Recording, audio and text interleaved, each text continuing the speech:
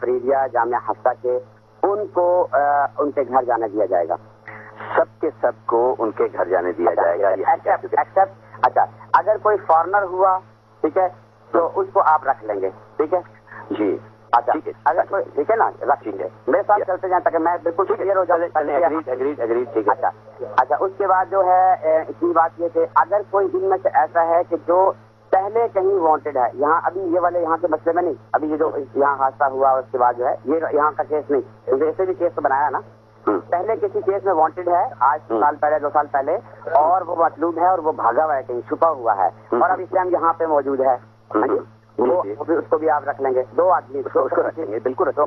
Cases بنے ہوئے ہیں جن کے اوپر ایف آئی آر کٹی ہوئی ہے ان کو تو ہمیں کرنا پڑے گا. ان کو رکھیں گے بالکل. اور فارنر کوئی ہوا اس کو رکھیں گے ٹھیک ہے. وہ کوئی ایسا فارنر ہوگا اس کو بھی رکھیں گے بالکل. فارنر کوئی ہوا اس کو بھی رکھ لیں گے. اچھا اب اس چیز سے مجھے بتائیں کہ یہ چیز آپ کہہ رہے ہیں. جی بالکل. وہ تو دیکھیے اگر کوئی ایسا ہے یہ چیز مجھے قبول ہے. نہیں آپ مجھے بتا دیں آپ کو قبول ہے کہ جو لوگ مطلوب ہیں جن کے بارے میں پرانے کیسز ہیں جن کے اوپر ایف آئی آر پرانی کٹی ہوئی ہیں ان کو ہم رکھیں گے ان کو نہیں ہم کو رکھیں گے. میں ایگری کر رہا ہوں. ایگری کر رہے ہیں. فارنر کو بھی رکھیں گے. آگے چلیں. اچھا بس یہ جو آپ نے اس وقت آپ نے مجھ سے ابھی بات کی ہے جی یہ بات جو ہے یہ مجھے قبول ہے.